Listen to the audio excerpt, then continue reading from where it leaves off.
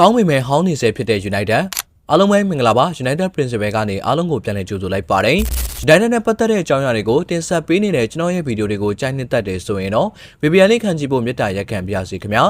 United တို့ကတော့ကောင်းတယ်ပဲပြောရမလားဆိုးတယ်ပဲပြောရမလားတော့မသိတော့ပါဘူးအမရင်ထွက်ခွာပြီးနောက်ပိုင်းဘန်လီကိုစတင်ရှင်ပြိုင်ကစားတဲ့ပွဲမှာပရိသတ်တွေမြင်ကျင်နေတဲ့ United ရဲ့ကစားဟန်ကိုမြင်တွေ့ခဲ့ရပေမဲ့တစ်ဖက်နှကိုးစီနဲ့တည်ကြခဲ့ပြန်ပါတယ်ဒါကရလက်ပိုင်းရကြည့်မယ်ဆိုရင်စိတ်ပြတ်စရာရလက်ဖြစ်ပါတယ်။ United ဟာနောက်ဆုံးကစားခဲ့တဲ့၃ပွဲလုံးမှာအမှတ်ပေးစရာအော်ဆုံးကအသင်းတွေဖြစ်ခဲ့ပြီးနိုင်ပွဲရောက်နိုင်ခြင်းမရှိခဲ့ပဲတေတမတ်နဲ့တာကျင်းနိုင်ခဲ့ရတာတွေကြီးပါပဲ။ဒါက United လိုအသင်းမျိုးတို့လက်ခံချင်စရာကောင်းတဲ့ရလက်တွေတော့မဟုတ်ခဲ့ပါဘူး။ညကကစားခဲ့တဲ့ဘန်လီနဲ့ပွဲမှာ United ဘက်ကဂိုးပေါက်ကန်သွင်းမှုအကြိမ်30အထိရှိခဲ့ပြီးကိုရဖို့ကိုအတော်လေးစူးစမ်းပန်းစားကစားခဲ့ရပါတယ်။ဒါပေမဲ့တန်းစင်းဆောင်ကဘန်လီကတော့ United ကိုဂိုးပေါက်တက်မှတ်မှုတစ်ချိန်နဲ့2ဂိုးသွင်းယူတာကတော့ပြောဖို့မကောင်းတော့ပါဘူး။ကိုတင်ဘက်ကကိုရဖို့ကိုဖေမီကိုထွက်အောင်ကန်နေရတာကိုဒီပွဲတွေမကပဲရှစ်ပွဲတွေမှာလည်းထိုးနေ၎င်းပါပဲ။ပြမတ်သွင်းတွေကသာကိုရဖို့ဆိုရင်အနည်းဆုံးတစ်ချိန်ကန်ရင်တကိုးခွင့်ပြုနေရတယ်လို့တောင်ပြောလို့ရပါတယ်။ပွဲကြောင့်ကိုပြောရင် Darren Fletcher အနေနဲ့4နှစ်3နှစ်ပုံစံနဲ့ပွဲထွက်လာခဲ့ပြီးခန်းစစ်မှာ Luke Shaw, Martina Heaven ဒါလိုတော့ဖြစ်ပြီးကွင်းလယ်မှာတော့ Ugarte, Casemiro နဲ့တောင်မတွေမှာတော့ဒေါ်ကူနဲ့ကွန်ညာကွင်းလယ်တိုက်စစ်မှာတော့ဒန်ယန်ကနေပြန်လည်တက်တာလာတဲ့ Fernandes ပွဲထွက်လာခဲ့ပြီး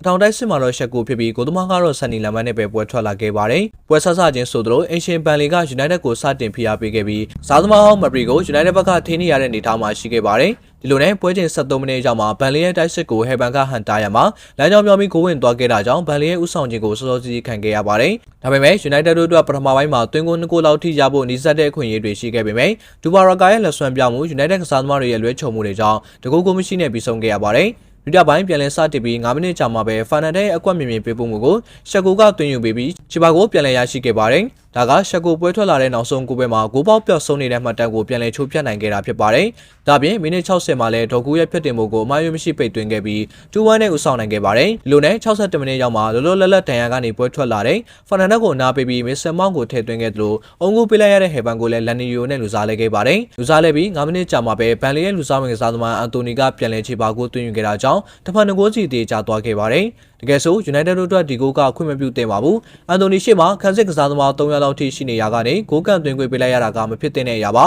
။မန်လီဘက်ကလည်းဂိုးပေါက်ကန်သွင်းလာတဲ့တောက်လျှောက်လုံးမှာဒီတလုံးသာဂိုးပေါက်တက်ခဲ့ပြီးတဲ့တဲ့အလုံးကလည်းဂိုးထဲကိုချောချောကျူဝင်သွားခဲ့ပါတယ်။ဒီလိုနဲ့ United ဘက်ကပြန်လည်ဦးဆောင်ကိုရရှိဖို့84မိနစ်နဲ့84မိနစ်တို့မှာမိုင်နုဆက်စီရှေးလေးစီတို့ကိုထည့်သွင်းခဲ့ပေမဲ့ပြန်မှန်ကိုသမားရဲ့လက်စွမ်းပြမှုတွေခန်းစစ်ကစားသမားတွေရဲ့ဟန်တားနိုင်မှုတွေကြောင့်ကိုရရှိခဲ့ခြင်းမရှိဘဲပွဲပြီးဆုံးခဲ့ပါတယ်။ United တို့ဒီပွဲကအမေရိကန်တွေ့ခဲ့တဲ့ပွဲတွေထက်ဆိုင်ရင်ရှစ်စွမ်းမရကောင်းခဲ့ပေမဲ့ရလကတော့မပြောင်းလဲခဲ့ပါဘူး။ဒီက Darren Fletcher ကိုလည်းအဖြစ်ပြောလို့မရပါဘူး။သူ့အနေနဲ့ United ကိုနှစ်ရက်တာတော်တွင်တေချာနီးပြချင်အောင်မရပဲကစားသမားနေရာထားသူတွေပြောင်းလဲခဲ့ရုံသာဖြစ်ပါတယ်။ရလက်ပိုင်းရကြည့်ရင်ဒီမှာတိုင်ပတ်နေတဲ့ Chelsea နဲ့ Arsenal လို့တင်းနဲ့တွေ့ရမယ်လို့ပါဘူးလို့အနေထားမျိုးပါ။ United ကနိုင်ပွဲရယူပြီးအပေါ်ကိုတက်လှမ်းရမယ့်ရလက်ကိုပိုင်ဆိုင်ခဲ့တင်တာပါ။အခုတော့တေတမတ်နဲ့တာကျင်းနေခဲ့ရပြန်ပါတယ်။ United ကိုချင်းခင်ကြတဲ့ပရိသတ်တွေအတွက်စိတ်ဝင်စားစရာကောင်းတဲ့သတင်းအကြောင်းအရာတွေကိုတင်ဆက်ပေးသွားမှာမို့ United Principal Facebook page နဲ့ YouTube channel လေးကို like and subscribe လုပ်ပေးသွားခဲ့ကြပါဦးခင်ဗျာ။ YouTube ပေးခဲ့တာကျေးဇူးတင်ပါတယ်။